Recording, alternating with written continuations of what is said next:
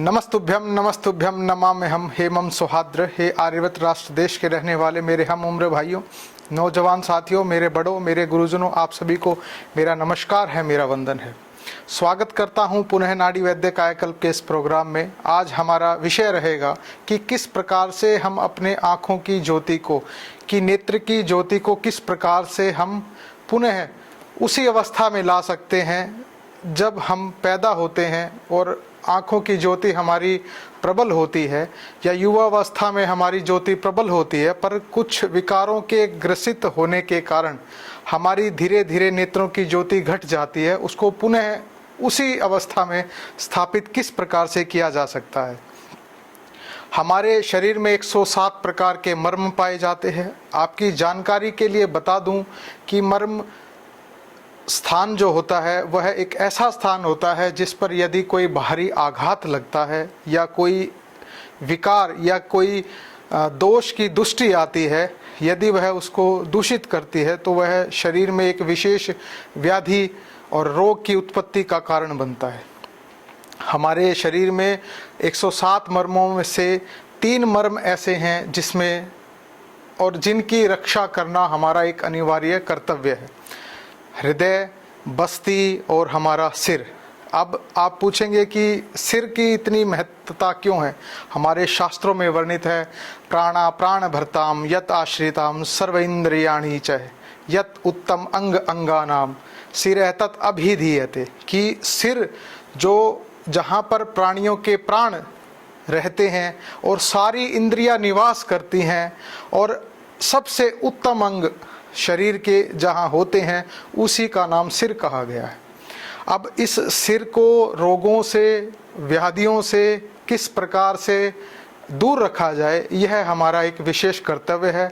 और इसी में नेत्र के रहने के कारण नेत्र ज्योति का घटना या बढ़ना या समअवस्था में रहना, यह उस विकार का शरीर पर कितना प्रभाव है उस पर निर्भर करता है।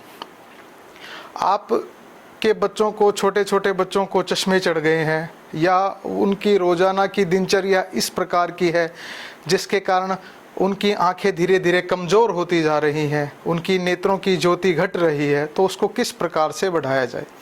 आप ध्यान दें, यदि आपका बच्चा लेट कर पढ़ रहा है तो आप उसको बैठने के लिए कहिए। यदि वह किसी गलत अवस्था में दूसरे तरीके से लेट कर वाम पार्श्व दक्षिण की तरफ या सीधे हाथ की तरफ यदि लेट कर वह पढ़ता है तो आप उसको रोकिए। उसकी किताब की दूरी आँखों से कम भी 40 सेंटीमीटर की दूरी अवश्य रहे। और यदि वह किसी कंप्यूटर पर काम कर रहा है, किसी टैबलेट पर काम कर रहा है या टीवी को देख रहा है, तो आप उसको बोलिए अपनी आँखों को बार बार झपकाए। आँखों को झपकाने से आँखों का नरिशमेंट बना रहता है, जो उसमें लुब्रिकेशन रहता है। हमारा यदि आप मॉडर्न के अनुसार बात करें तो उसमें ऑयल भी होता है, उसमें वाटर भी होता है। इन दोनों के समन्वय से आँखों का लुब्रिकेशन बना रहता है, आँखों का तेज बना रहता है। आँखों की कॉर्नियल परत, जो हमारी परत है आँख की, आइज़ की कॉर्नियल परत होती है, वह उसको भी बचाता है। और उसको डस्टी एनवायरनमेंट, कोई भी डस्ट की चीज़ यदि हमारी आँखों को छू रही है तो वह उससे हमें बचाने का कार्य करता है। तो इस प्रकार से बच्चे की बैठकर पढ़ने की जो एक स्थिति है या अवस्था है, आप उसको सुधारिए। दूसरा, बच्चे को सुबह उठते ही उसकी आँखों का धुलवाना करवाइए और वह भी आपके सम शीतल जल से उसकी प्रक्षालन करवाइए। उसको आँखों पर कुछ भी ऐसा अनवांटेड या कोई बाहरी तत्व ऐसा लगता है जो आँखों में अवरोध पैदा कर रहा है, आँखों में जलन कर रहा है, तुरंत उसको आँखें धोने के लिए बोलिए। इस प्रकार से यदि आप अपनी आँखों को पानी से धोते हैं तो किसी बाहरी वस्तु से या किसी भी प्रकार के संक्रमण से वह आपकी आँखों को, नेत्रों को उस संक्रमण से दूर कर देता है। तीसरा, यदि अगर आपकी आँखें कमज़ोर हो गई हैं तो आप अपनी आँखों पर त्रिफले का, घृत का इस्तेमाल कर सकते हैं, घृत का तर्पण कर सकते हैं।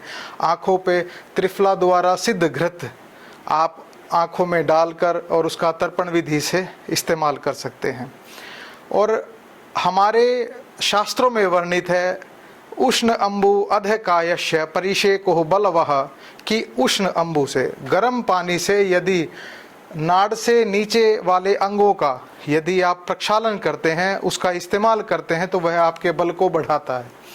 और तेन एव तु उत्तम अंगस्य बलाहत केश चक्षुषाम, कि उसी उष्ण जल का यदि हमारे नाड़ के इस हिस्से से सिर की तरफ यदि उसका प्रक्षालन किया जाता है, तो वह हमारे केशों को और हमारी चक्षु जो नेत्र ज्योति है उसको घटा देता है। केशों में हमारे खालित्य पालित्य बाल सफ़ेद होने लग जाते हैं, बाल टूटने लग जाते हैं, दारुणक जिसको आप डैंड्रफ के नाम से जानते हैं, वह केश भूमि स्फोटन रोग का आपके सिर प्रदेश में उत्पत्ति कर देता है।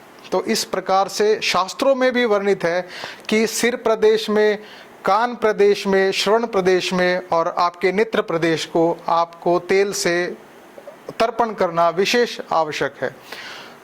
यदि बड़े बुजुर्ग हमारे जानते हैं कि जितने बुजुर्ग होते थे वो जूतियां डालते थे, जूतियों में अरंड तेल डाल के रखते थे और उससे हमारे पाद का तर्पण होता था, अभ्यंग होता रहता था, स्नेहन कर्म होता रहता था, जिसका सीधा जो प्रभाव था वो हमारे मस्तिष्क में ऊर्जा प्रदान करता था, बल को बढ़ाता था, सारे इंद्रियों को प्रसन्न रखता था और हमारी नेत्रों की ज्योति को बढ़ाता था। तो इस प्रकार से यदि आप इस अवस्था में और यदि आप खाना खा लेते हैं तो आपके हाथों पर लगे हुए स्नेह पदार्थ को यदि आप इस तरीके से रगड़ते हैं तो हाथों में ऊष्मा बन जाती है, एक ऊर्जा का निर्माण होता है। और यदि उस ऊर्जा को आप हाथ में ग्रहण करके इस तरीके से जब रगड़ के ग्रहण करते हैं और आंखों पर 1 मिनट तक उसको यदि आप रखते हैं तो वह आपकी नेत्रों की ज्योति को बढ़ाता है, विशेषतः आपकी ज्योति पर काम करता है। तो इस प्रकार से बार बार किए गए पानी का प्रक्षालन कर्म नेत्रों के लिए विशेष नेत्र ज्योति वर्धक के रूप में कार्य करता है। यदि हम बात करें किसी औषधि की तो आप त्रिफलादि घृत का इस्तेमाल कर सकते हैं, उसको खाने में भी इस्तेमाल कर सकते हैं, उसका नेत्रों की ज्योति को बढ़ाने में भी इस्तेमाल कर सकते हैं, भृंगराज आसव का इस्तेमाल कर सकते हैं। भांगरा आपकी रक्त धातु की शुद्धि करता है, नेत्र ज्योति को बढ़ाता है, रक्त की शुद्धि, रसात रक्तम ततो मांस मांसान मेदस्तो अस्ति च अस्थिनो मजा ततो शुक्रम शुक्राद गर्भम प्रजायते। जब रस धातु, जब हमारी पेट की जो जठरा अग्नि है जहाँ रस धातु का निर्माण होता है, उसका निर्माण यदि होता है तो रस से रक्त बनता है, रक्त से मांस, मांस से मेद, मेद से अस्थि, अस्थि से मज्जा, मज्जा से शुक्र और शुक्र के बाद आपकी ओज धातु का निर्माण होता है, जिससे आपके शरीर में पुनः खान पान से पुनः बल का प्रयोग बनता है या पुनः बल आपके शरीर में उत्पन्न हो जाता है। इस प्रकार से किए गए कुछ साधारण से कर्मों द्वारा ही आप अपने नेत्र की ज्योति को बढ़ा सकते हैं। आपके छोटी उम्र में बच्चों की नेत्र ज्योति यदि कम हो गई है, आप उसको बढ़ा सकते हैं। सर्दियों में आने वाली हरी सब्जियों का आप इस्तेमाल कर सकते हैं। ध्यान रहे, हरी सब्जियों को आप लाकर घर में गर्म पानी में छोड़ दें, जिससे उसके साथ आए हुए कीटाणु या विषाणु जो आता है और उससे फैलने वाले संक्रमण से आप अपनी संतान को, अपने घर को और अपने आस पड़ोस को, रहने वाले समाज के लोगों को आप उससे बचा सकते हैं। इस प्रकार के उपक्रम उनको भी बताइए कि उसको विशेषतः गर्म पानी में लाना और डालना बहुत ज़रूरी है, जिससे उसके साथ आने वाले संक्रमण गर्म पानी, ऊष्मा पाने पर धीरे धीरे खत्म हो जाते हैं। इस प्रकार से, और यह तो प्रकृति का नियम है, यदि हमारे शरीर में संक्रमण फैल जाता है तो हमारे शरीर में प्राकृतिक रूप से ज्वर की उत्पत्ति होती है। ज्वर प्रत्यात्मिकम लक्षण संतापो देमांस है, कि ज्वर का प्रत्यात्मिक लक्षण है कि पूरे शरीर में संताप की उत्पत्ति करता है, जिससे विषाणु, संक्राणु या जीवाणु के, वायरस, फंगस और आपके किसी भी प्रकार के इन्फेक्शन से यदि आपको कोई भी रोग की उत्पत्ति हो रही है तो वह उस संताप से पुनः खत्म हो जाता है। तो इस प्रकार से आप त्रिफला सब का इस्तेमाल कर सकते हैं। आपके इस समय शीत ऋतु में आने वाले आंवला के स्वरस का यदि आप 1 चम्मच और 1 चम्मच उसमें शहद का इस्तेमाल सुबह खाली पेट करते हैं तो वह आपके शरीर में नई ऊर्जा और विशेषतः विटामिन सी जाने से और विटामिन ए की कमी होने से जो आंखों की ज्योति कम हो जाती है, आप उसको पुनः बढ़ा सकते हैं। कुछ विशेष एक्सरसाइजेज भी हैं आंखों की, जिसको आप करके पुनः नेत्रों की ज्योति को बढ़ा सकते हैं। जैसे आप बार बार आंखों को झपकाएं, जिसको ब्लिंकिंग ऑफ आइज बोला जाता है। उसके ब्लिंक करने से आपकी म्यूकस मेम्ब्रेन को पुनः रिफ्रेशमेंट मिल जाती है, जिससे आपकी कॉर्निया बची रहती है। आप आंखों को बंद करके आंखों को इस तरीके से क्लॉकवाइज या एंटी क्लॉकवाइज अंदर ही अंदर आप घुमा सकते हैं। तो इस प्रकार से किए गए कुछ कर्मों के द्वारा या कुछ विभिन्न उपायों के कारण आप नेत्र की ज्योति को उसी अवस्था में रख भी सकते हैं और उसको पुनः बढ़ा भी सकते हैं। यदि आप इस तरीके से किसी पिन पॉइंट को देखते हुए और पुनः इसको आंखों से दूर ले जाएं और पुनः समीप, इतने समीप लाएं कि यह धुंधला हो जाए, तो इसी अवस्था में इसको इसी स्टेज में यहीं पर रोककर आप पुनः इसको दूर लेके जाए, तो इस प्रकार से की गई एक्सरसाइज भी आपकी आंखों को पुनः नेत्र ज्योति बढ़ाने का कार्य करती है। आप च्यवनप्राश का भी इस्तेमाल कर सकते हैं। रोजाना आप च्यवनप्राश को यदि आप दूध के साथ लेते हैं रात को सोते समय, तो वह भी आपके रस धातु को और आपके नेत्रों की ज्योति को बढ़ाने में विशेष कार्य करता है। इस प्रकार से कुछ किए गए साधारण कर्मों के द्वारा आप अपने नेत्रों को, विशेषतः नेत्र ज्योति को बढ़ा सकते हैं, अपने घर को सुखी रख सकते हैं, समृद्ध रख सकते हैं। आपको किसी डॉक्टर की या किसी भी कहीं जाने की आवश्यकता नहीं है।